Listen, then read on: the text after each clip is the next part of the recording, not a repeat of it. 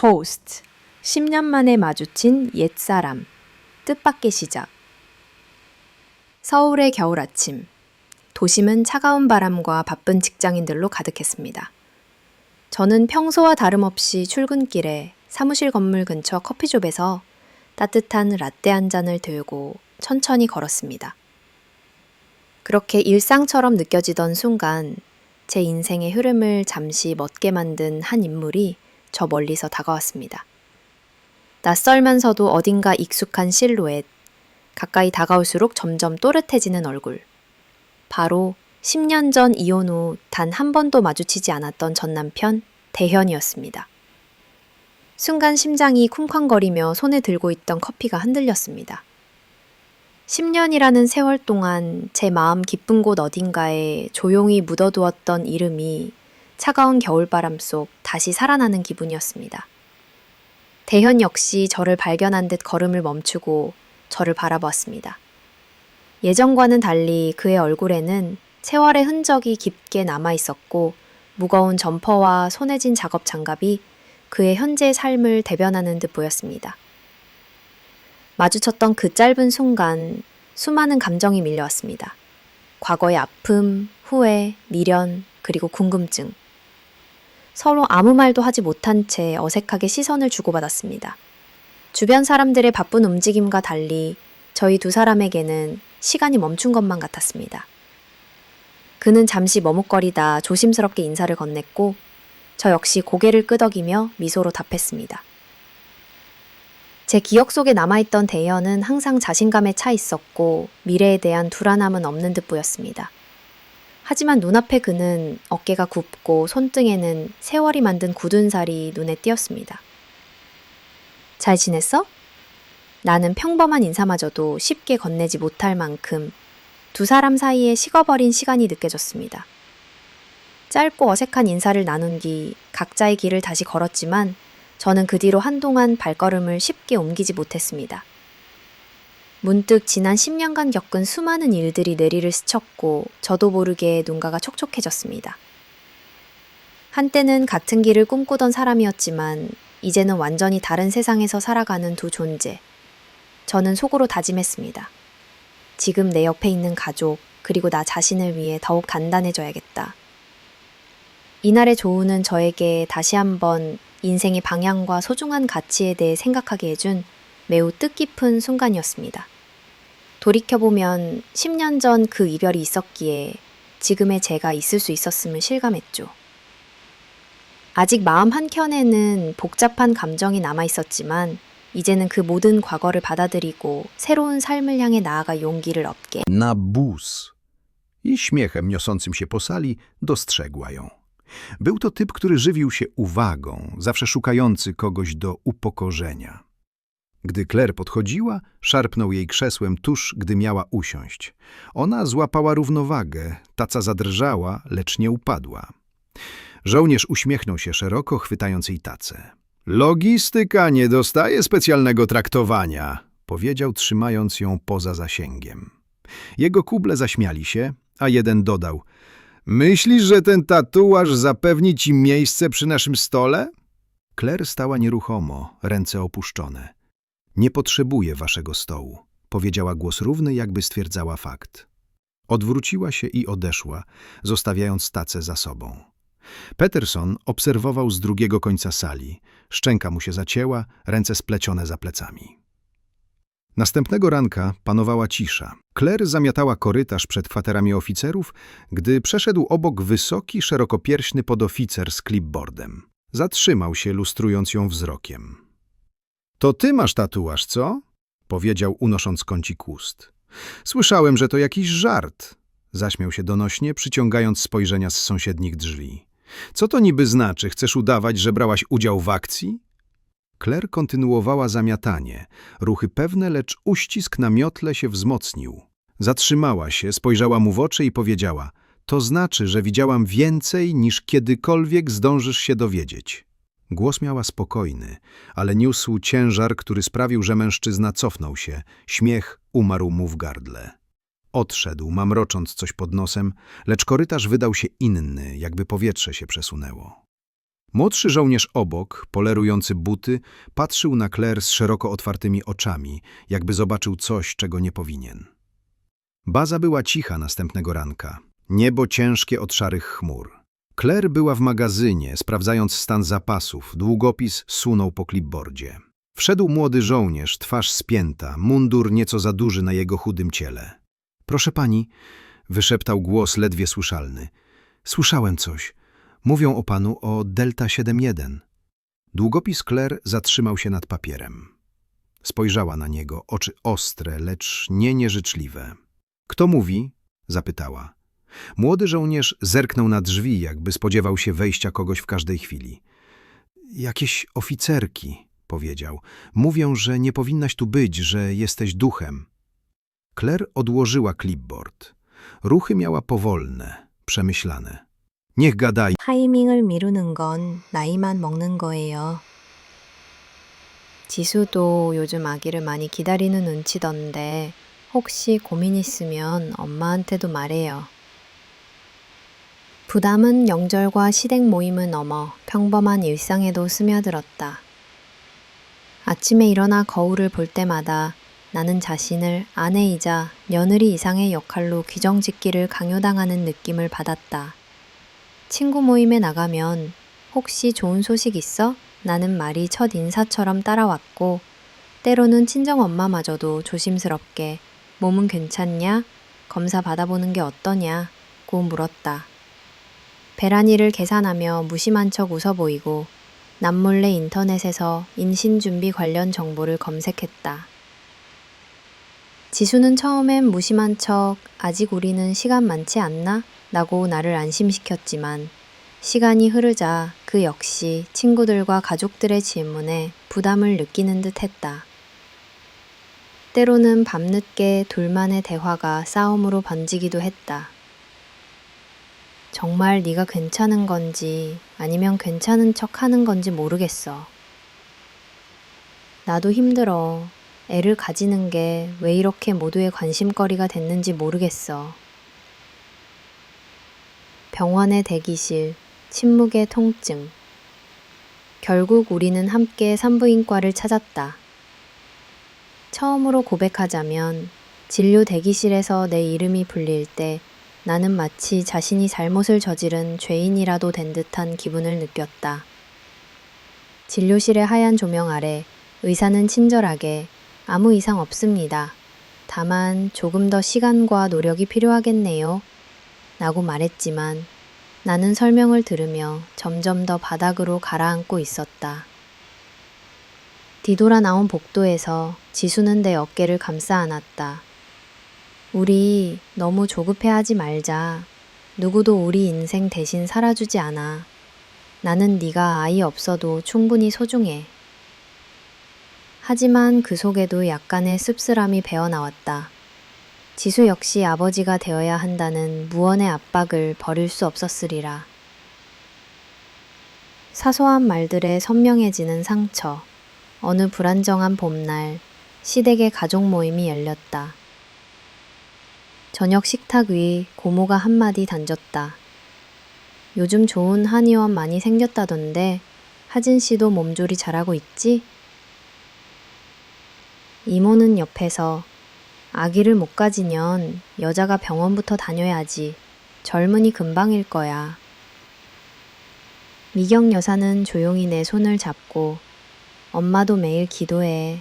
우리 하진 씨가 예쁜 손주를 안아주면 얼마나 좋을까? 라며 애틋한 얼굴을 했다. 이 모든 말들 앞에서 나는 그저 조용히 웃으며 네 엄마 노력할게요. 만 되풀이할 수밖에 없었다. 그것만의 독특한 담배꽁초 하나가 현장에서 발견되었다. 그 외에도 리빙룸 식탁 위엔 범인이 급히 먹다 남긴 수박 껍질, 찻잔, 아이스크림 포장지 등이 뒤섞여 범행 직후에도 현장에서 오랜 시간 머물렀다는 비상식적인 행동 패턴이 조명되었다. 현장의 모든 문고리, 식기, 리모컨, 마우스, 수납장 손잡이, 창틀, 휴대폰 표면 등은 최신 지문 분석 기법으로 샅샅이 채취됐다. 2000년대 기준으로는 국내 최고 수준의 디지털 지문 분석이 동원되었지만 발견된 여러 지문은 그 누구의 기록과도 맞아떨어지지 않아 수사팀을 당혹해 했다.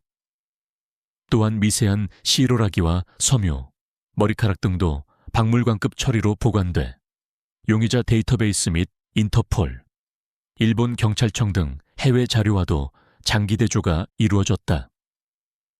범행 동선 분석 과정에서 드러난 것은 범인이 수차례 익숙하게 주방, 욕실, 사무실, 침실을 오갔다는 사실이었다. 가정용 컴퓨터의 최근 기록, 인터넷 사용 내역, 프린터 기록 등 전자기기에서도 수상한 흔적이 일부 확인되어 이 인물이 단순한 강도 또는 낯선 침입자가 아니라 집 구조와 가족 동선을 세밀하게 파악했던 내부 또는 근거리 인물이라는 추론을 만들어냈다. 경찰과 과학수사팀은 밤샘에 가까운 1차 현장 분석 후에도 날은 겨울로 어두웠으나 어쩐지 그 집안의 감도는 미제 사건 특유의 싸늘한 공포감을 떨쳐낼 순 없었다. 남겨진 단서들은 모두 확실한 진실로 이어지는 것 같으면서 결정적 연결고리는 허망하게 부재했다. 살아남은 유일한 친척과 이웃들이 경찰 질문에 답하며 흐느낄 때 수사팀 역시 이런 복잡하고 치밀한 범죄는 단순한 범인의 소행이 아닐 수 있다는 의심을 속으로 품을 수밖에 없었다. 그날 저녁 현장 앞에는 수십 명의 취재진과 시민들이 운집했고 국내 최초의 공개 미제 강력 사건이라는 타이틀 아래 강남 한복판 전원주택가는 한순간에 경찰 라이트와 카메라 불빛 속에 휩싸였다. 이 사건의 수사는 이후 수년간 대한민국 사회와 수사당국 모두에게 깊은 트라우마, 그리고 안전과 정의의 무게를 던지게 되었다. 현장 그리고 그 집의 잔혹한 정적 위로 남겨진 단서들은 여전히 시간이 멈춘 그림자처럼 경찰 수사 기록 속에 잠들어 있었고 진실을 향한 간절한 추적의 시작점이자 긴 악몽의 출발점으로 남게 되었다. 살인범의 흔적 현장에는 범인이 남기고 간 다양한 흔적이 거미줄처럼 촘촘히 얽혀 있었다. 과학수사대는 일찍이 이 범인은 평범한 침입자가 아니다라는 결론에 이르게 된다. 그가 남기고 간 흔적들은 발자국만은 밖을 향해 나가고 있었습니다. 학생들의 흔적은 모두 안쪽으로 향하고 있었지만 이 이질적인 하나는 누군가가 안에서 나왔다는 것을 암시하고 있었습니다. 경찰은 즉시 광산 내부 수색을 개시합니다. 하지만 함몰된 토사와 낙반, 유실된 지도와 구조도 타세 수색은 예상보다 훨씬 어려웠습니다. 10시간이 넘는 탐색에도 불구하고 학생들의 흔적은 찾을 수 없었고 무전 또한 먹통이었습니다. 이튿날 오전 수색이 일시 중단됩니다. 그리고 경찰은 당시 발견된 그 외부 발자국의 대해 공식 기록에 남기지 않았습니다. 수색 3일째, 구조대는 실종자 7명의 신상 자료를 정리하며 접근 경로를 재구성했다. 차량 이동 경로, 무전 기록, 탑승 인원, 장비 목록, 교수와 조교, 가족들의 진술까지 모두 일치했다. 이들은 정확히 7명이었고 다른 사람은 없었다. 그러나 현장에 남은 흔적은 달랐다. 입구 앞에서 발견된 발자국은 총 8쌍. 방향성은 각각 7쌍이 안쪽으로, 나머지 하나는 외부로 향해 있었다. 처음엔 구조대원의 것이라 여겼지만 당시 동선 기록과 맞지 않았다. 해당 지점에 접근한 구조대원은 없었다. 발자국의 강역과 깊이는 다른 학생들과 다르게 무거웠고 걸음걸이도 일정하지 않았다. 가파른 오르막에서도 흔들림 없는 직선 궤적. 누군가 익숙하게 움직였다는 느낌이 들었다. 경찰은 가능성을 검토했다. 동행자 누락, 다른 산악인, 불법 채굴자, 혹은 단순히 이전에 다녀간 사람의 흔적. 그러나 시점이 문제였다. 발자국은 분명히 그날 남겨졌고 마른 낙엽 위에 선명했다. 7명이 실종된 바로 그날. 이후 도윤의 노트북 백업 파일에서 문제가 되는 한 문장이 발견되었다. 등산로 입구에서 8명 전원 집결 완료. 해당 문장은 실종 당일 새벽 작성된 것으로 추적된 로그는 11월 4일 오시 58분. 하지만 실험조는 7명이었다. 누구와 착각했는지 혹은 타인이 있었는지 확인할 방법은 없었다. 경찰은 도윤의 휴대전화 문자 내역을 복구하며 실마리를 찾으려 했지만 직전 통화 내역은 삭제되어 있었고 마지막 메시지는 보내지지 않은 채 임시 저장 폴더에 남겨져 있었다. 형, 오늘 진짜 같이 가는 거 맞지? 형이라는 대상은 명시되지 않았다. 연락처 정보도 남아있지 않았다. 그날 7 학생과 함께 사라진 또 다른 누군가에 대한 단서는 그 문장 하나뿐이었다. 11월 6일부터 구조대는 본격적인 수색에 돌입했다.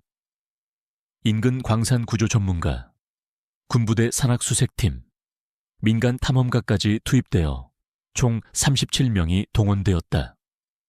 수색은 3교대로 피로와 걱정에 쌓여 작은 말다툼이 생기기도 했습니다. 남편은 우리 충분히 노력했으니 너무 자책하지 말자고 말했지만 저도 모르게 내가 더 잘했더라면 이라는 생각에서 벗어나지 못했습니다. 치료에 드는 비용도 적지 않았습니다. 매 시술마다 수십만 원이 들었고 직장을 다니면서 시간을 쪼개 정기적으로 검사를 받아야 하는 것도 큰 부담이 되었습니다. 주변에서는 지금 아니면 언제 또 해보겠니? 힘내라고 위로했지만 이 과정이 현실적으로 결코 쉽지 않다는 것을 제일 잘 아는 것은 저 자신이었습니다. 간혹 병원 대기실 TV에서 갓 태어난 아기들의 영상을 볼 때면 한편으론 부러우면서도 나는 정녕 엄마가 될 수 있을까 하는 막막함이 덮쳐왔습니다. 결과가 나오던 날 의사 선생님의 조심스러운 말투만 들어도 이니 마음은 꺼져버렸고 이번에도 실패입니다 라는 말 앞에서는 더 이상 눈물도 나오지 않을 정도로 무감각해졌습니다. 그러던 어느 날 시어머니가 전화를 해 며느라 엄마 마음으로 부탁한다. 이번에는 정말 좋은 결과가 있기를 기도하고 있다는 말을 하셨지만 오히려 그 말조차 버거운 짐처럼 느껴졌습니다. 남편은 담담한 얼굴로 모든 과정을 함께했지만 둘만 남는 밤이면 각기 자신의 슬픔과 분노를 조용히 감추느라 서로를 꼭 안아주는 시간마저 드물어졌습니다.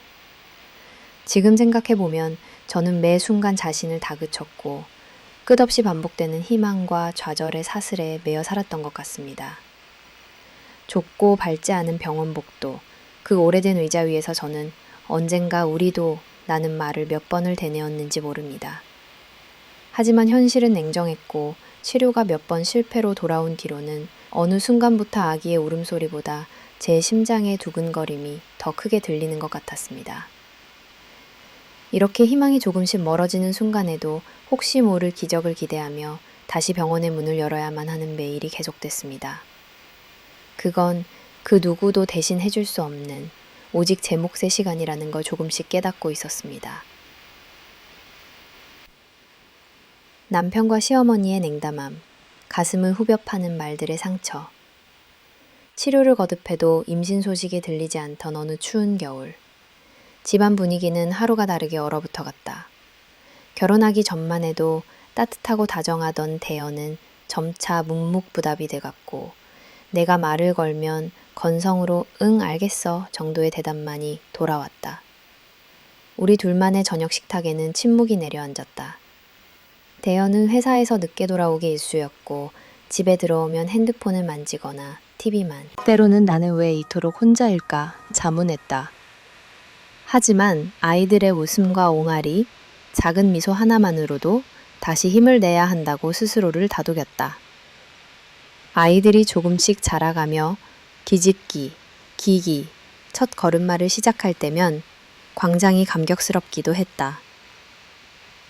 수진이가 맨 처음 엄마라고 부르는 소리를 들었을 때, 수정이가 내 팔을 잡고 두 발을 디디려 애쓸 때, 내가 얼마나 많은 밤을 깨어 있었는지 스스로 많이 알았다. 매일 눈물과 한숨, 웃음과 희망이 교차하는 일상이었으나 어느 순간부터 조금씩 익숙해졌다. 주변의 냉대, 배우자의 무심, 가족의 기대 속에서도 오로지 두 아이를 지키기 위해 꿋꿋이 버텼다. 이 나날들이 지나면 언젠가 내 인생에 찬란한 시간이 다시 찾아오겠지.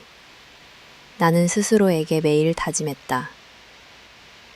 엄마로서의 자부심, 그리고 무엇보다 나 자신으로서의 생명력을 되찾기 위해 쌍둥이라는 축복과 고단함이 뒤섞인 매 순간 결국 나 자신만이 나를 치유할 수 있음을, 그리고 아이들의 환한 미래 역시 내 손끝에 놓여 있음을 알게 되었다.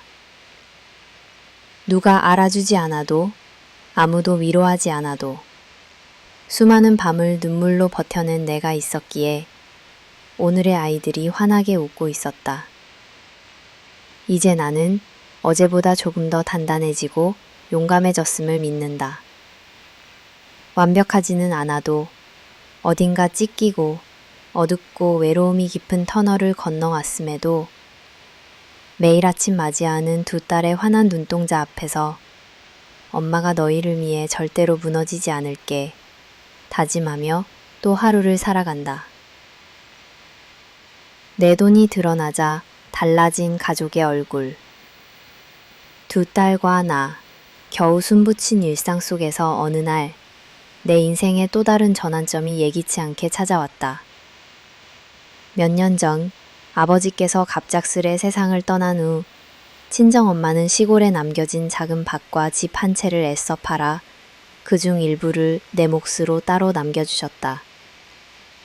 혹시라도 무슨 일이 생길까봐 내 이름으로 적금 하나 만들어줄 테니 절대 누구에게도 말하지 말고 정말 내 사랑 외엔 믿지 마라. 친정엄마의 목소리는 단호하면서도 다정했다.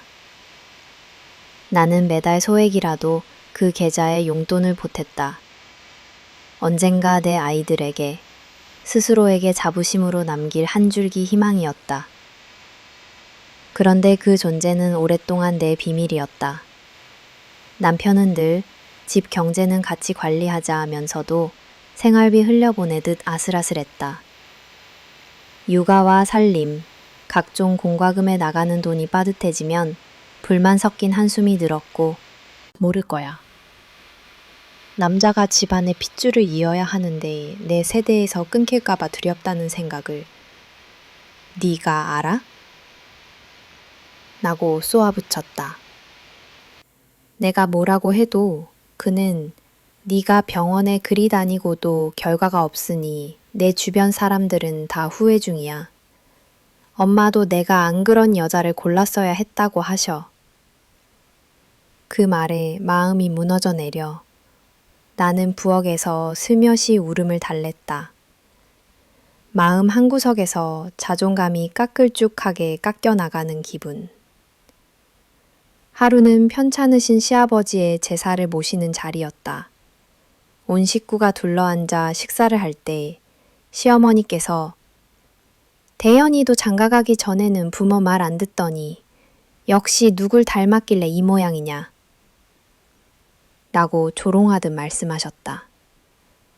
대연이 작은 목소리로 엄마, 그만 좀 하세요 라고 말하자 시어머니는 내가 꼭 보고 있는 게 그 집 애지, 며느라기. 너는 내가 아플 때 옆에 있었으면 더 좋았을걸. 손주라도 얻었으면 내가 덜 외로웠지. 라고 바로 나를 향해 속상함을 드러냈다. 집에 돌아와서도 남편은 점점 자신의 부모 편을 들었다. 네가 집안일을 조금만 더 잘 챙겨봤어도 엄마가 이러시진 않았을 거야. 시험과는 돈이 얼만데 한두 번도 아니고 실패만 하니 짜증나지 않을 수 있겠어? 남들은 다 잘만 하는데 도대체 뭐가 문제야? 네가 건강히만 있었더라면 우리 엄마가 이렇게 지치실 일도 없어. 남편의 말은 점점 내 맥박을 조이는 밧줄이 되어 심장 깊이 상처를 남겼다. 가장 아픈 건 이런 냉대와 독설이 일상에서도 이어진다는 점이었다.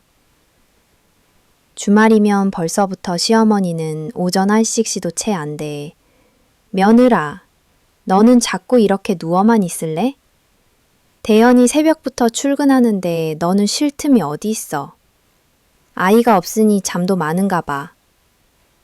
라며 문을 두드렸다. 저녁쯤이면 동네 노인들이 모여 요즘 젊은 사람들은 참 편하게 산다. 우리 때는 결혼하고 몇 달 아니면 곧장 소식이 있었는데 라며 내 앞에서 손자 자랑을 하기도 했다. 전화벨이 울릴 때마다 혹시 또 시어머니가 조바심 내며 무뚝뚝한 어조로 기운 좀 내보라 고 말할까봐 심장이 조여왔다. 한 번은 친정엄마 생신에 집에 다녀온 후 시어머니가 이 집에 들어오면 지 친정은 와야지. 네가 친정에서 밥상 차릴 시간에 우리 집 사정이나 생각해봤으면 좋겠구나. 라고 핀잔을 주셨다. 사실 아기를 갖기 위해 정말 모든 걸 해보았다. 병원 치료는 물론 용한 약초, 침술, 명상, 심지어 돌팔이 점집 प्रतीक चौंका देने वाले हैं। उनकी मूर्तियों में अक्सर उन्हें खुले बालों के साथ दिखाया जाता है, फैली हुई जटाओं के साथ। उनके गले में सांप लिपटे रहते हैं और उनके आसपास जल की धाराएं बहती हैं। अब जरा थम कर सोचिए, क्या ये आपको किसी और की याद नहीं दिलाता? जी हां, भगवान शिव। वो भी गले में नागराज को धारण करते हैं, उनकी जटाओं से गंगा बहती है और वे कैलाश के उस शिखर पर वास करते हैं जहां भौतिकता समाप्त हो जाती है और केवल शांति और तपस्या बचती है। मामी वाता को जल की शक्ति का प्रतीक माना जाता है और भगवान शिव भी गंगा को अपने जटाओं में समेटकर उस जल को नियंत्रित करते हैं ताकि पृथ्वी उसे संभाल सके। दो अलग अलग महाद्वीप, दो अलग भाषाएं, दो अलग इतिहास और फिर भी एक ही प्रकार की आध्यात्मिक संरचना। इस तरह की समानताएं सिर्फ सांस्कृतिक नहीं होती, वे आत्मा की साझी धड़कन होती हैं। ऐसा लगता है जैसे कहीं ना कहीं सभ्यता के शुरुआती बीज एक ही स्रोत से निकले हों और समय के साथ अलग अलग नामों, प्रतीकों और कहानियों में बढ़ते चले गए। ये दृश्य, ये विचार, ये संयोग नहीं है। ये याद दिलाते हैं कि अध्यात्म कोई सीमा रेखा नहीं मानता और शायद यही वजह है कि जब अफ्रीकी लोग सनातन धर्म को अपनाते हैं तो उन्हें कुछ नया नहीं लगता। उन्हें बस कुछ ऐसा मिलता है जो वो हमेशा से महसूस करते आए थे। 어리둥절한 채 의자의 등받이에 몸을 기댄 채로 손끝 하나까지 차가워지는 느낌을 받았다. 이게 정말 믿을 수 있는 이야기일까? 여러 번의 좌절, 슬픔, 그리고 이미 식어가던 희망이 단 한순간에 커다란 불빛처럼 번졌다. 가슴속에 오래도록 매달려 있던 죄책감과 두려움이 미처 정리하지 못한 가족의 기대와 남편의 침묵까지도 모두 부서져 나가는 소리가 들리는 듯했다. 병원 밖으로 나올 때까지도 머릿속은 복잡했다. 첫째로 머릿속을 스친 것은 남편의 얼굴, 곧이어 시어머니, 그리고 나는 어색한 미소로 핸드폰을 쥐고 집으로 향했다. 집 현관문을 여는 순간 나는 조심스럽게 남편에게 말을 걸었다. 여보, 오늘 병원에서 우리 아기가 그것도 2명이래. 남편은 처음에는 멍한 표정으로 나를 바라보았고 그제야 내 말이 진짜임을 알아차리자 눈동자가 잠시 흔들렸다. 그는 말없이 내 손을 꼭 잡더니 무거운 숨을 천천히 내쉬었다. 평소에 굳었던 그 얼굴에도 잠시 빛이 돌아왔다. 진짜야? 정말? 몇 번이나 되묻는 남편에게 나 역시 눈물이 흐를 뻔했다. 하지만 두 사람 사이의 침묵은 그 순간만큼은 따뜻하게 감싸주는 무언의 위로였다. 소식을 전한 다음 날 시어머니와 시댁 식구들에게도 조심스럽게 임신 사실을 알리게 되었다. 주방에 있던 시어머니는 내 소식에 처음엔 반색해 웃더니 의외의 말로 분위기를 바꿨다. 엔발멘트리, 대아들 아니니? 나는 난처한 웃음으로 대답했다. 아직 성별은 몰라요. 그런데 쌍둥이라네요. 순간 시어머니의 눈썹이 살짝 경련을 일으켰고 곧 이어 그래도 우리 집에서 손주 소식이 들어오다니 이제야 살 것 같다며 웃으셨다. 그 뒤로는 오랜만에 집안 분위기가 환해졌고 평소에 말이 적던 남편도 나를 챙기는 신용을 하기 시작했다. 하지만 내 마음은 쉽지 않았다. 기뻐해야 할 순간에 기적 같던 이 소식이 오히려 나를 조심스럽게 만들기도 했다. 쌍둥이란 사실이 알려지자 시댁에서는 혹시 2명이라 더 조심해야 한다. 이럴 때일수록 산후조리 잘해야 한다는 말이 돌았다. 임신 초기였기에 끝없는 조심과 불안이 이어졌고 조금의 통증, 식욕 변화조차도 혹시나 하는 마음에 밤마다 병원에 문의 전화를 넣었다. 그동안 느낀 고독, 상실, 내 탓이라는 감정에서 조금은 벗어날 수 있었지만 예민해진 몸과 마음 탓에 단 한숨도 마음 놓고 쉬지 못했다. 임신 후 첫날 밤, 나는 천장을 바라보며 오랜 시간 많은 생각에 잠겼다. 지금 이 순간만큼은 나 스스로를 꼭 안아주자. 모든 아픔을 견뎌낸 나, 포기하지 않은 나, 그리고 우리 가족을 위해 힘쓰는 내 모습.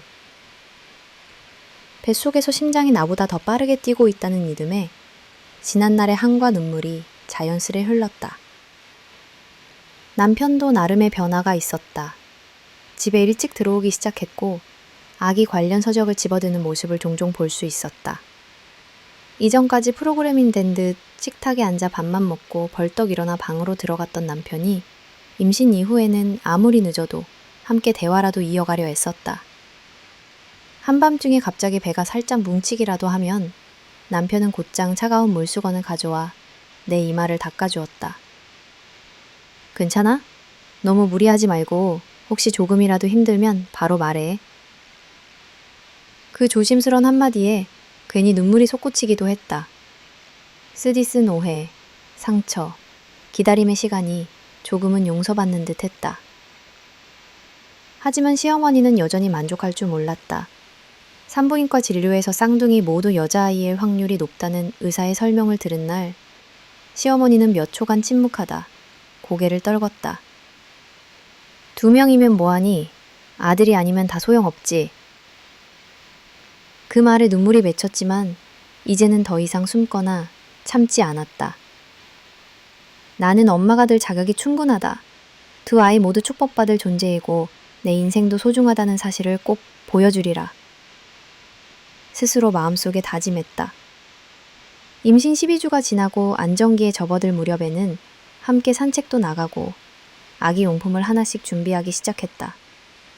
거울 앞에서 배가 점점 불러오는 모습을 보며 나는 지난 고통과 상처들이 또렷한 기록처럼 새겨지지만 동시에 기쁨과 두려움이 뒤섞인 새로운 감정이 솟구침을 느꼈다. 병원 대기실에서 만난 수많은 엄마들이 떠올랐고 언젠가는 내가 그들에게도 용기가 될 수 있을지도 모른다는 작은 소망도 품었다. 임신 소식을 전한 친구들은 드디어 해냈구나 라며 한껏 기뻐했고 친정엄마는 멀리서도 매주 전화를 걸어 내 건강을 확인했다. 그제서야 나는 나 자신에게 솔직해질 수 있었다. 나는 고립된 것도 실패자도 아니었다. 내 삶에 말해주고 싶다. 이 모든 시간이 있었기에 오늘의 기적이 만들어졌음을. 이 시련의 끝에 나는 온전히 나 자신을 더 사랑하는 법을 배우게 됐다. 때로는 이 기적조차 불안했지만 뜨거운 계절이 지나고 태동을 느낀 그날 나는 온 세상이 빛으로 물드는 환희와 눈물을 동시에 맛보았다. 그들의 탄생을 향한 기대, 스스로에 대한 존중, 무심하게 내뱉던 남편과 시어머니의 말이 한순간 부드러워지는 것을 보며 드디어 나는 한 줄기 빛을 발견했다. 이 빛은 내 아이들, 그리고 오래도록 무너지지 않을 내 인생의 희망이었다. 2 공주님을 맞이하며 완전하지 않은 행복. 매서운 겨울이 반복된 불안과 초조를 다 녹이지는 못했지만 어느새 내 몸과 마음은 출산을 준비하고 있었다. 임신 8개월 무렵부터는 배가 무거워지며 하루하루 일어나는 것도 벅찼고 자잘한 통증과 초조함이 밤마다 엄습했다. 병원 진료실의 따뜻한 조명 아래 쌍둥이의 건강 상태를 하나하나 확인하는 의사의 설명에 귀를 쫑긋 세웠고 곧 2 아이를 품에 안을 수 있다는 생각이 들수록 한편으론 이상할 만큼 현실감이 느껴지지 않았었다. 드디어 출산 예정일이 다가왔다. 씻을 수 없는 긴장과 설렘, 자신도 모르게 떠는 손끝. 수술실로 옮겨지는 동안 남편은 내 곁에 있었지만 얼굴은 굳어 있었다. 마취가 돌고 불빛이 아득해지는 순간 나는 두 아이를 반드시 건강하게 만나길 기도했다. 한참 후 어렴풋이 들려오는 울음소리. 첫째, 둘째 모두 건강합니다. 라는 간호사의 말에 세상이 잠시 멈춘 듯 했다. 마치 지난 10년의 고통과 슬픔이 한 번에 씻겨 내려가는 기분이었다. 첫 번째 아이, 두 번째 아이.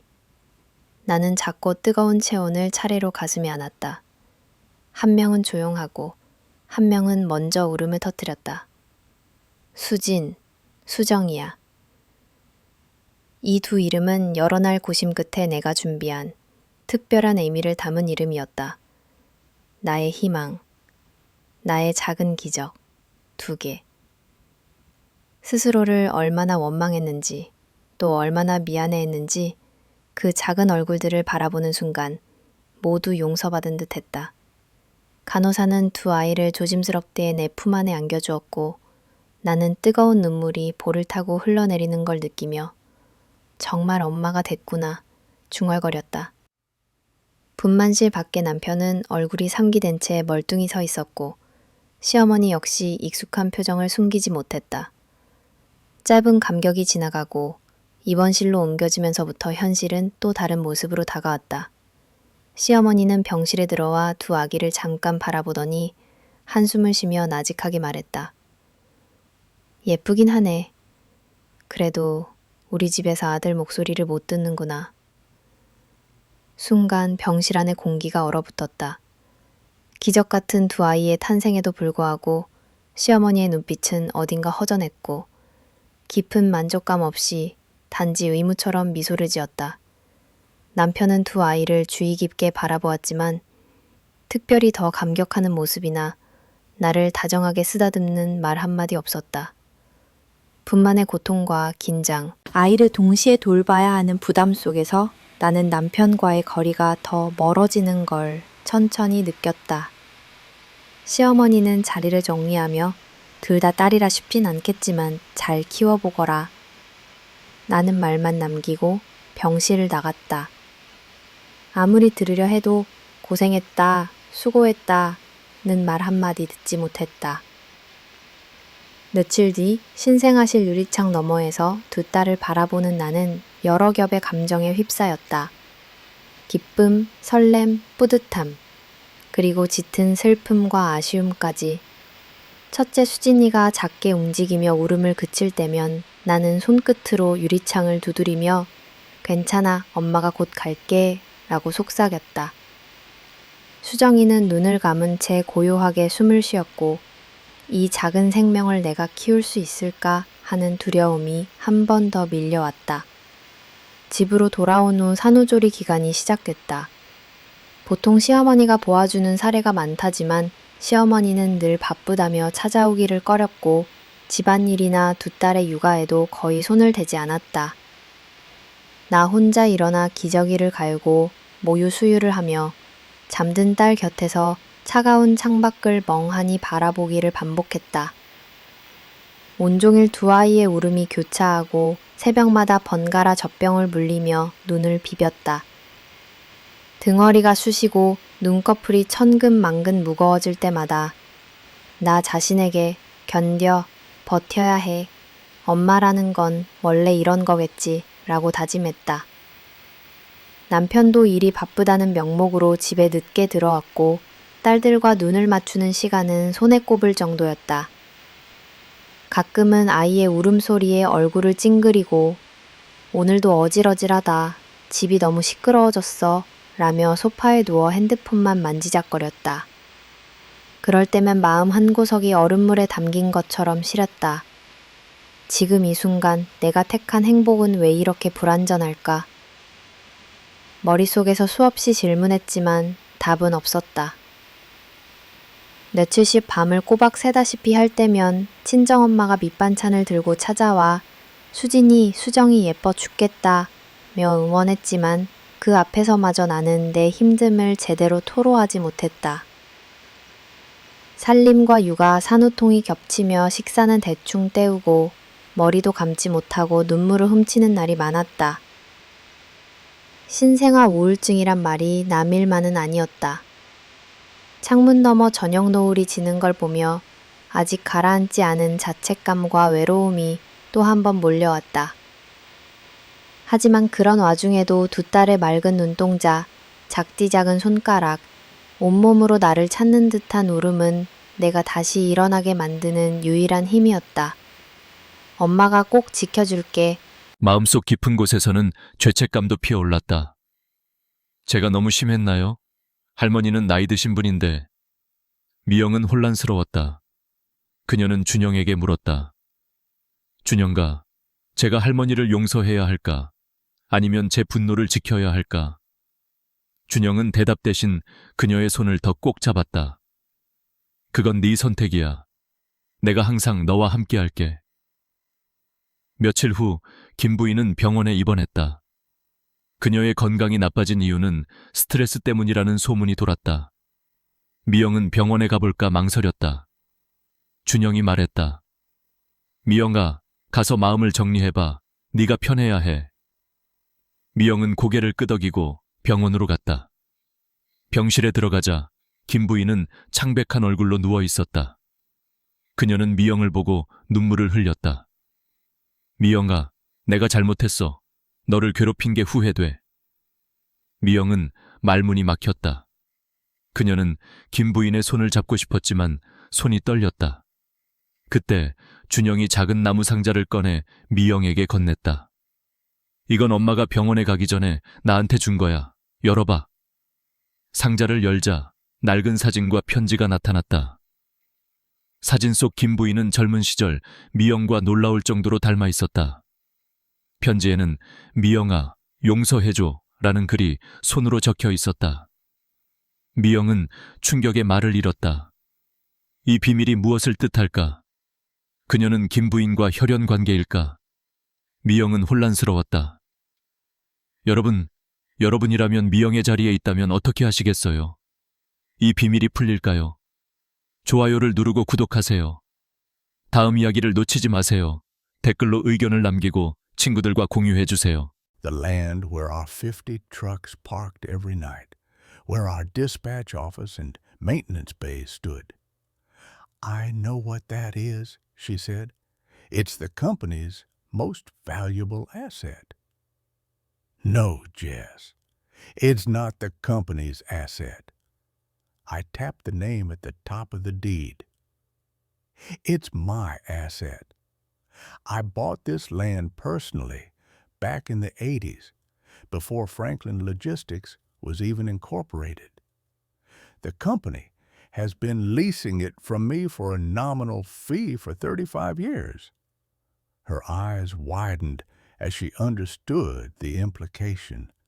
When I retired and handed the day-to-day operations over to the management team, I'd kept personal ownership of the land. It was my nest egg, my ultimate security. Marcus, in his arrogant assessment of my business, had assumed the land and the company were one and the same. He had no idea that the very ground his future inheritance stood on belonged to the retired man he'd just dismissed. "What are you going to do?" she asked, her voice barely a whisper. I opened my laptop and started typing. My fingers, once calloused from gripping a steering wheel, moved deftly across the keyboard. I pulled up property assessments, zoning regulations, recent commercial real estate transactions in the area. Marcus thinks the company is his golden goose, I said, not looking up from the screen. He doesn't realize I own the farm, and I'm about to inform him that the lease is up for review. I found what I was looking for, a preliminary development plan for our county, marking industrial zones for potential rezoning to mixed-use commercial. My 7 acres sat right on the edge of a proposed retail corridor, The land was worth more without the depot than with it.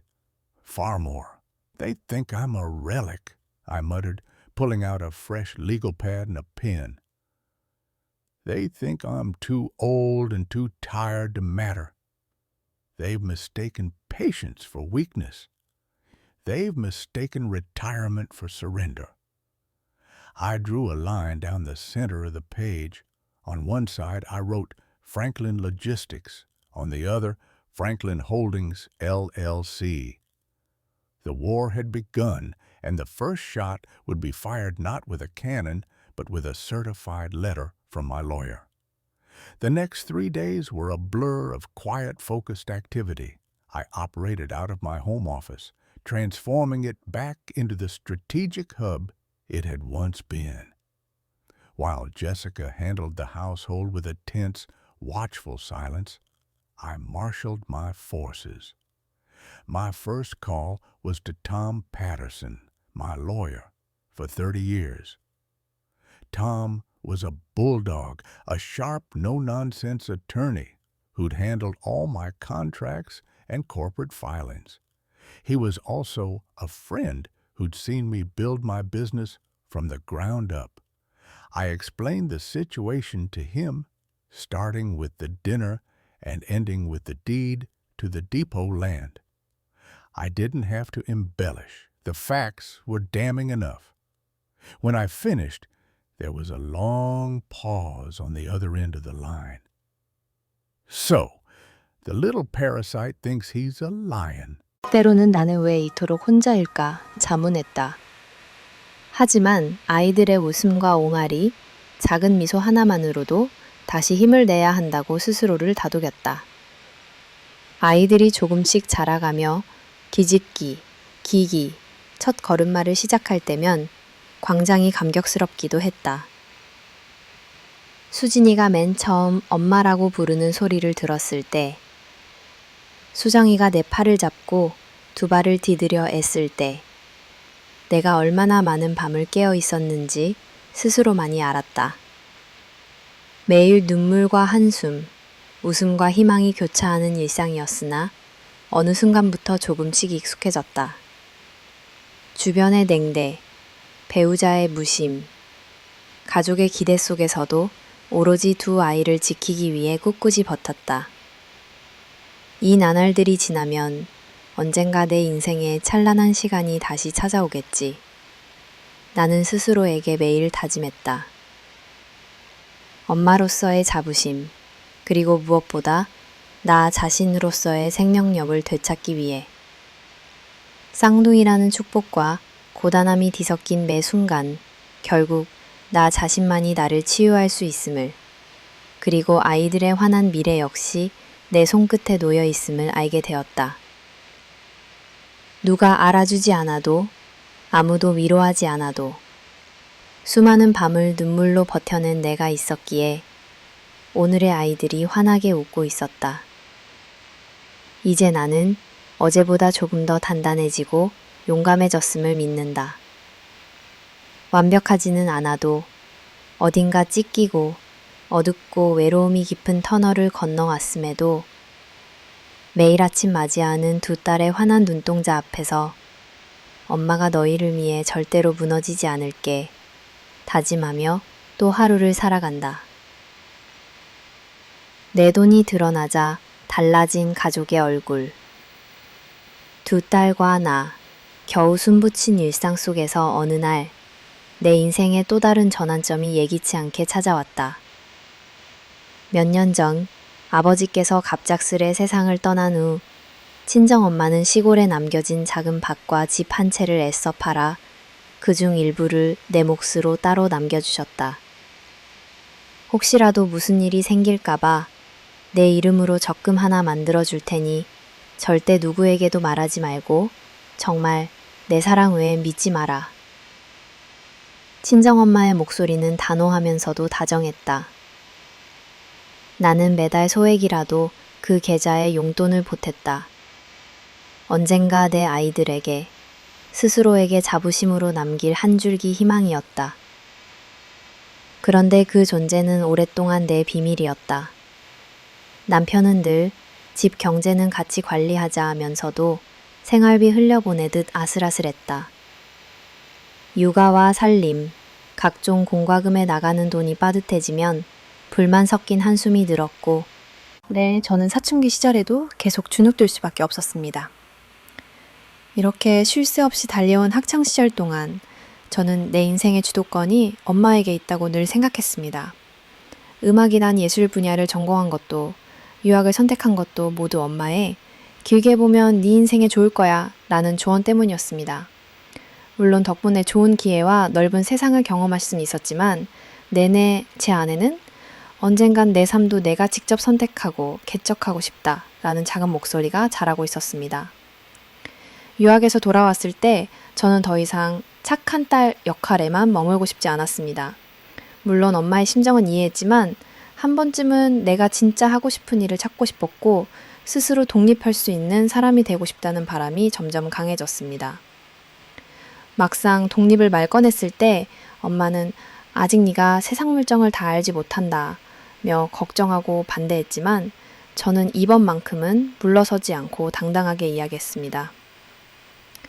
나만의 일이 생기고 나만의 공간에서 스스로 책임지고 살아보는 것, 그리고 정말로 내 인생을 내 힘으로 꾸려나가는 경험이 꼭 필요하다고 느꼈습니다.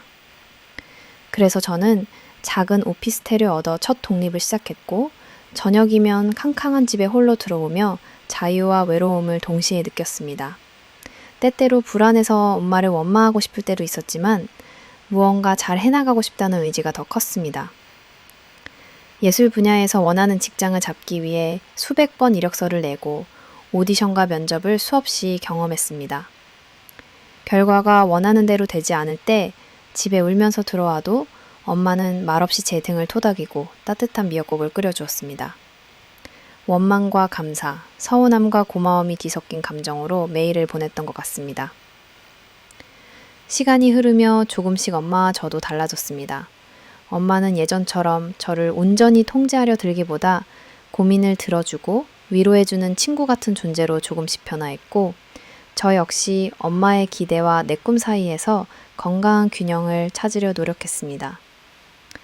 이런 과정 끝에 저는 자립이란 단순히 독립된 집에서 생활하는 것이 아니라 엄마의 그림자에서 벗어나 내 삶의 주인이 되어 당당하게 자신의 선택을 해나갈 수 있는 용기임을 깨달았습니다. 그리고 그 자립의 시작이 엄마의 엄격함과 기대 덕분이라는 걸 어른이 되어서야 비로소 인정하게 되었습니다. 엄마의 기대만큼 무거운 짐도 없었지만 그 기대를 이겨내고 나니 세상 모든 일이 내가 스스로 해낼 수 있을 것만 같은 자신감으로 영화나 음악이 놀랍도록 잘 맞았고 유학 때 느꼈던 고립감, 기대와 두려움, 그리고 다시 적응해야 하는 두려움에 대해서도 다정하게 공감해 주었다. 일상의 소소한 대화 속에 우리는 순식간에 가까워졌다. 하루하루를 바쁘게 보내다가도 민호와 문자 한 통을 주고받는 시간이 기다려졌고 일주일에 한 번 이상은 꼭 함께 밥을 먹거나 차를 마셨다. 그는 내게 과하지 않은 배려, 솔직한 감정, 그리고 평범하지만 진중한 다정함을 보여줬다. 나 또한 그와 있으면 마음이 편해지고 무엇이든 솔직하게 털어놓을 수 있다는 믿음을 갖게 됐다. 처음엔 그저 따뜻한 사람이구나, 좋은 친구가 될 수 있겠다는 생각이 강했다. 하지만 시간이 지날수록 그리고 서로 장난을 치며 웃는 순간마다 내 마음 한구석에서 그에 대한 특별함이 점점 커져만 갔다. 어느새 그의 연락이 오기를 기다리고 함께 웃던 장면을 되돌이켜 웃으며 잠드는 일이 잦아졌다. 우리의 첫 데이트는 오래된 중고서점 골목에서 시작됐다. 민호가 책을 좋아한다고 했기에 일부러 약속 장소를 그곳으로 잡았다. 같이 책을 읽고 각자의 인생에 관한 이야기를 하면서 조금씩 더 가까워졌다. 그는 사람의 외모나 스펙보다는 마음의 결을 먼저 본다고 했고 나는 그 순간 그에게 한층 더 깊이 빠져들었다. 민호와의 만남은 나에게 운명이라는 단어를 진지하게 생각하게 만들었다. 과거에는 운명이란 거창한 드라마나 소설에나 있는 이야기라고 믿었지만 민호를 만나고 나서부터는 때로는 한 번의 우연이 평생을 바꿔놓기도 한다는 사실을 조금씩 이해하게 됐다. 특히 엄마의 인정과 통제, 세상의 시선에서 벗어나 나라는 존재를 더 단단히 세우려 했던 그 무렵이었기에 민호의 존재는 그 누구보다도 큰 위안이자 자극이었다.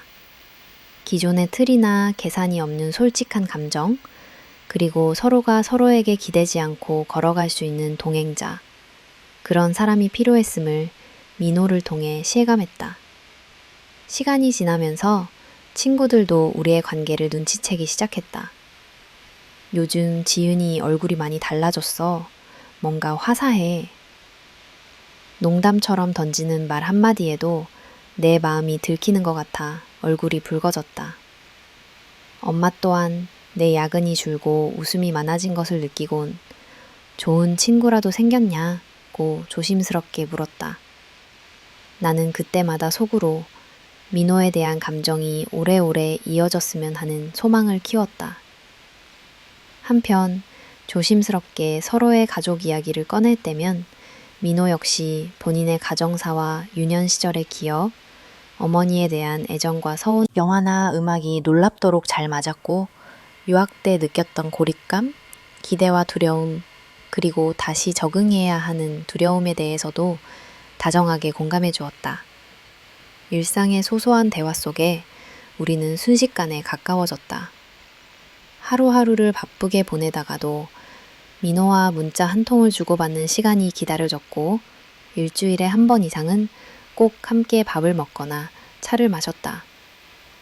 그는 내게 과하지 않은 배려, 솔직한 감정, 그리고 평범하지만 진중한 다정함을 보여줬다. 나 또한 그와 있으면 마음이 편해지고 무엇이든 솔직하게 털어놓을 수 있다는 믿음을 갖게 됐다.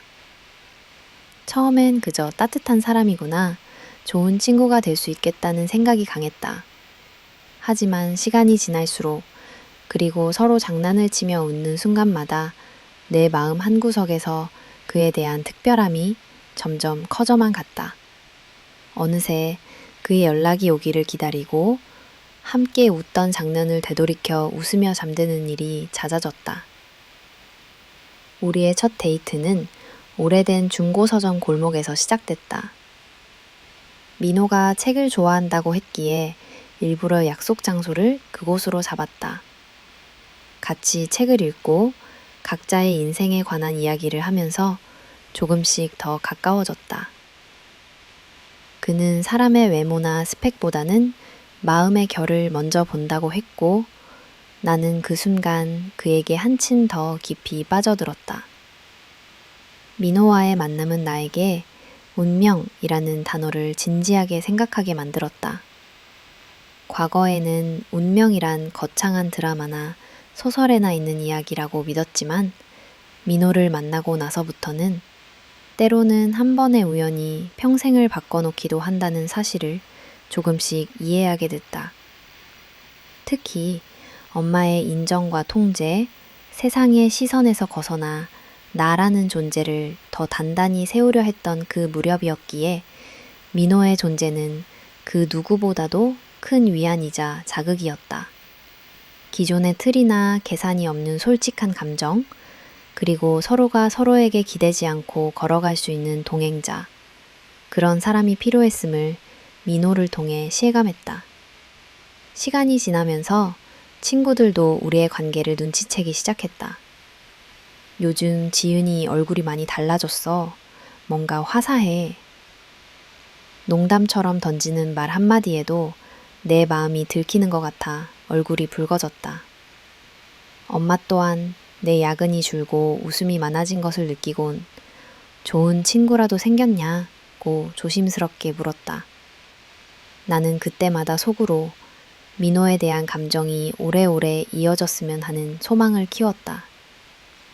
한편 조심스럽게 서로의 가족 이야기를 꺼낼 때면 민호 역시 본인의 가정사와 유년 시절의 기억, 어머니에 대한 애정과 서운, 위치한 K과학기술대학교 공학관 주차장에서 7명의 학생이 차량 2대에 나눠 탑승합니다. 모두 광산환경공학과 4학년 덧 졸업을 앞둔 마지막 학기 광물 탐사와 붕괴 위험지대 분석을 위한 현장 조사를 자원한 팀이었습니다. 조장을 맡은 사람은 서도윤, 당시 만 25세. 조용하지만 책임감 강한 성격으로 알려졌습니다. 현장 답사 경로와 장비 점검, 차량 동선까지 모두 도윤이 직접 기획했습니다. 그와 함께한 멤버는 총 6명, 남학생 4명, 여학생 2명. 각자 전문 장비를 나눠 들고 차량 2대로 나눠 양국은 청안면으로 향했습니다. 목적지는 1997년에 폐쇄된 텅스텐 광산 지도에도 표기되지 않는 위치에 있었고 공식적으로는 접근이 금지된 구역이었습니다. 하지만 팀은 외부 산악인을 통해 경로 정보를 확보했고 위험 구간을 피해 측량할 수 있다는 계획 아래 강행을 결정했습니다. 당일 아침 그들은 웃으며 사진을 남겼습니다. 길게 주차된 차량 앞, 등산복 차림의 7명이 나란히 서 있는 모습. 그것이 남겨진 마지막 단체 사진이었습니다. 오전 8시 10분 차량이 출발합니다. 양국까지의 거리 약 3시간 도착 예정 시간 오전 11시 30분. 하지만 그 이후 어느 누구와도 다시 연락이 닿지 않았습니다. 팀의 리더 서도윤 더 성실하고 말수가 적은 성격임이 졸업 후 해외 광산 개발 회사에 입사 제안을 받은 상태였습니다. 이번 답사는 포트폴리오 최종 검증이기도 했습니다. 두 번째 차량 운전자는 박기석 도윤과는 군대 동기 평소 유쾌하고 사람을 잘 챙기는 스타일로 팀의 분위기 메이커였습니다. 이진호는 드론 전문가로 팀에 합류했습니다. 평소 영상 촬영이 취미였고 그는 이번 현장을 다큐로 남기겠다며 캠코더도 챙겨왔습니다. 김현빈과 문주성은 구조역학을 전공했습니다. 지하 공간의 붕괴 위험을 분석하는 역할을 맡았고 특히 문주성은 지하 공간 공포증이 이서수색 구역 외곽 경계만 맡겠다고 사전에 말한 바 있습니다. 여학생은 한유리는 환경 지질을 전공했고 이하영은 교환학생 신분으로 1학기 동안 한국에 머물렀습니다. 두 사람은 같은 기숙사 룸메이트였으며 이번 답사에 처음으로 야외 활동을 함께하게 되었습니다. 7명 모두 성격은 달랐지만 공통의 목표를 위해 기꺼이 일정을 맞추고 같은 차 안에서 웃으며 시간을 보냈습니다. 그러나 목적지에 가까워질수록 일부 학생들의 표정이 굳어졌다는 증언이 있습니다. 현장에 남겨진 캠코더 메모리 중 일부에는 차량 안에 짧은 대화가 녹음되어 있었습니다. 형, 왜 자꾸 GPS가 흔들려 이 길. परिवार, आपके समाज, आपके बच्चों तक पहुंच सकते हैं। अगर आप सच को आवाज नहीं देंगे तो ये चुप्पी कल आपकी जिंदगी पर असर डालेगी। आज सिर्फ एक धर्म की नहीं बल्कि पूरे समाज की जिम्मेदारी है कि सच को सच कहा जाए, चाहे वो किसी को कड़वा क्यों ना लगे, क्योंकि अगर सच्चाई को दबाया जाएगा तो झूठ ही सच बनकर फैलेगा। अब जब आप पूरी सच्चाई जान चुके हैं तो एक बार फिर से सोचिए, क्या आप अपनी बहन की शादी अपने मामा के बेटे से करेंगे? क्या आप अपनी आंखों के सामने उस लड़की को देख सकते हैं जो बचपन से आपके साथ खेली पली बड़ी, उसे किसी ऐसे इंसान के साथ बांधते हुए जिससे उसका रिश्ता कभी भाई जैसा था? ये सवाल सिर्फ धर्म का नहीं है, ये सवाल संवेदनशीलता, संस्कार और सामाजिक जिम्मेदारी का है। हम ये नहीं कह रहे कि कोई धर्म बुरा है। हर धर्म में अच्छाई है, हर मजहब में इंसानियत की बातें की गई हैं। मगर क्या हम इस इंसानियत को बचा पाए हैं? अगर कोई परंपरा आज के विज्ञान, नैतिकता और मानवीय अधिकारों के खिलाफ जाती है, तो क्या उसे सवालों से ऊपर रखा जाना चाहिए? हमें धर्मों का सम्मान करना चाहिए, लेकिन सच को पहचानना और सवाल पूछना भी उतना ही जरूरी है। अगर हम चुप रहेंगे, तो आने वाली पीढ़ियों को जवाब देना मुश्किल हो जाएगा। अगर आपको लगता है कि इस वीडियो की बातों में दम है, तो इसे शेयर करें, ताकि और लोग भी 발자국만은 밖을 향해 나가고 있었습니다. 학생들의 흔적은 모두 안쪽으로 향하고 있었지만 이 이질적인 하나는 누군가가 안에서 나왔다는 것을 암시하고 있었습니다. 경찰은 즉시 광산 내부 수색을 개시합니다. 하지만 함몰된 토사와 낙반, 유실된 지도와 구조도 탓의 수색은 예상보다 훨씬 어려웠습니다. 10시간이 넘는 탐색에도 불구하고 학생들의 흔적은 찾을 수 없었고 무전 또한 먹통이었습니다. 이튿날 오전 수색이 일시 중단됩니다. 그리고 경찰은 당시 발견된 그 외부 발자국의 대해 공식 기록에 남기지 않았습니다. 수색 3일째, 구조대는 실종자 7명의 신상 자료를 정리하며 접근 경로를 재구성했다. 차량 이동 경로, 무전 기록, 탑승 인원, 장비 목록, 교수와 조교, 가족들의 진술까지 모두 일치했다. 이들은 정확히 7명이었고 다른 사람은 없었다. 그러나 현장에 남은 흔적은 달랐다. 입구 앞에서 발견된 발자국은 총 8쌍. 방향성은 각각 7쌍이 안쪽으로, 나머지 하나는 외부로 향해 있었다. 처음엔 구조대원의 것이라 여겼지만 당시 동선 기록과 맞지 않았다. 해당 지점에 접근한 구조대원은 없었다. 발자국의 강역과 깊이는 다른 학생들과 다르게 무거웠고 걸음걸이도 일정하지 않았다.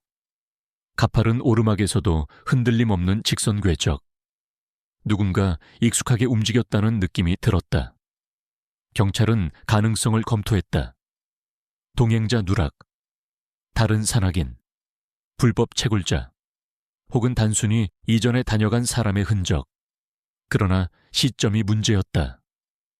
발자국은 분명히 그날 남겨졌고 마른 낙엽 위에 선명했다. 7명이 실종된 바로 그날. 이후 도윤의 노트북 백업 파일에서 문제가 되는 한 문장이 발견되었다. 등산로 입구에서 8명 전원 집결 완료.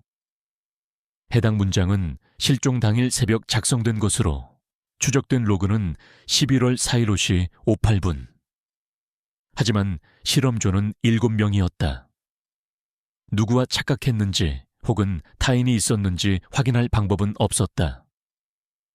경찰은 도윤의 휴대전화 문자 내역을 복구하며 실마리를 찾으려 했지만 직전 통화 내역은 삭제되어 있었고 마지막 메시지는 보내지지 않은 채 임시 저장 폴더에 남겨져 있었다. 형, 오늘 진짜 같이 가는 거 맞지? 형이라는 대상은 명시되지 않았다. 연락처 정보도 남아있지 않았다. 그날 7 학생과 함께 사라진 또 다른 누군가에 대한 단서는 그 문장 하나뿐이었다. 11월 6일부터 구조대는 본격적인 수색에 돌입했다.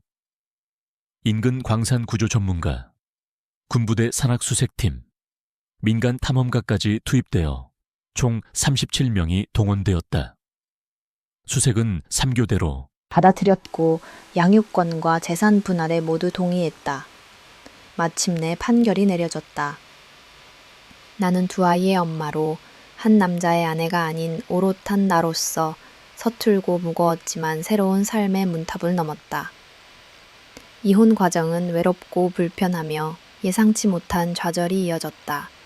위자료 문제로 다툼이 있기도 했고 친정과 시댁 간의 냉랭한 기류에 마음이 조여들기도 했다.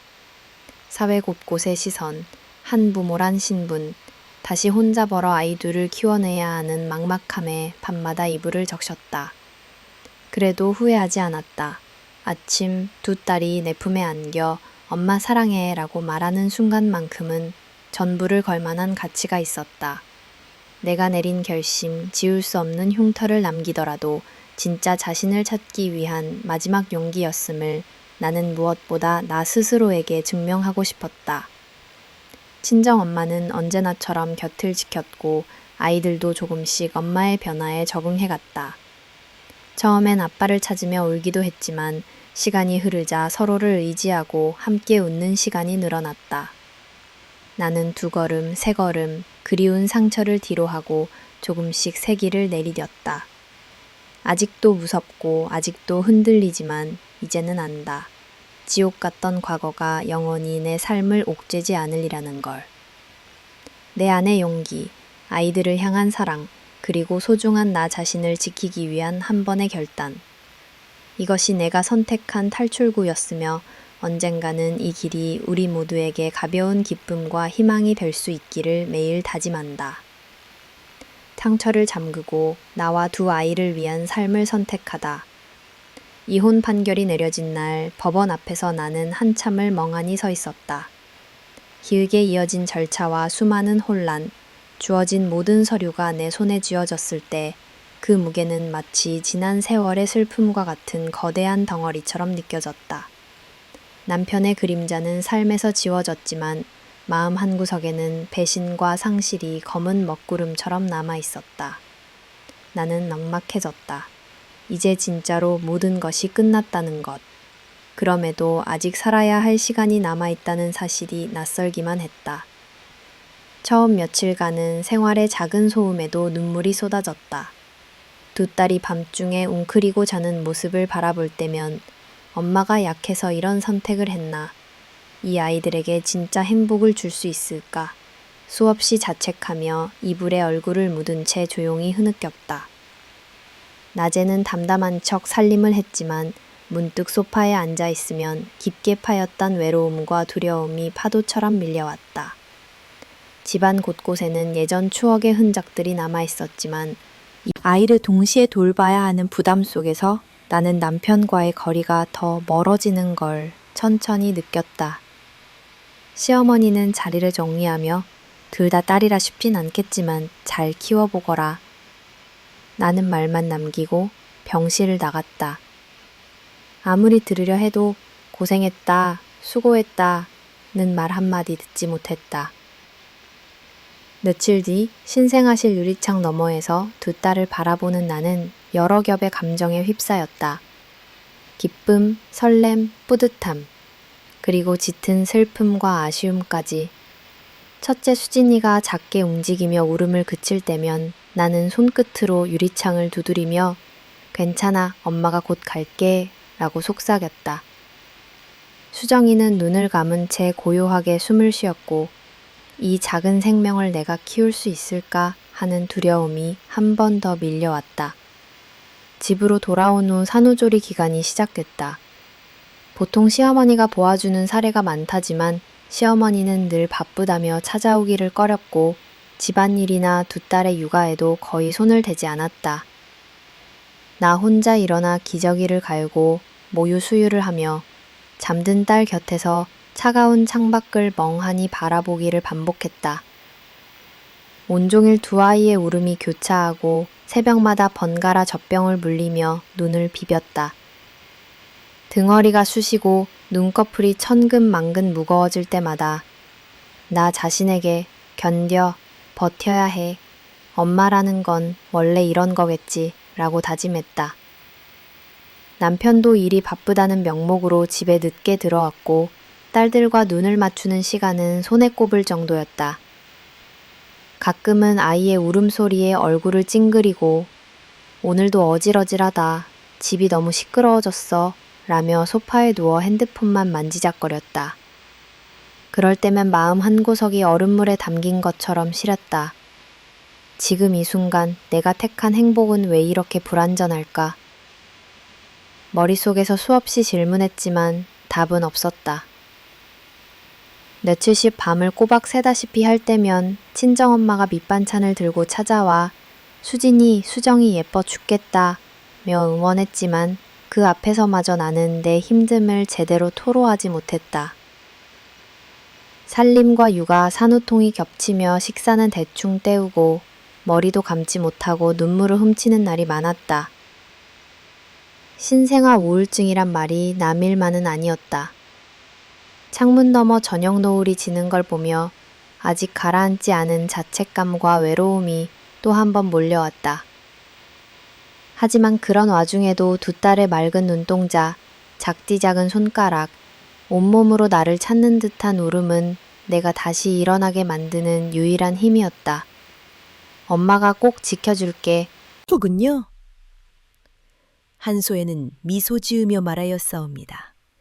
그렇사옵니다. 서방님이 한양으로 떠나시니 그동안 제가 더 일을 해야겠사옵니다.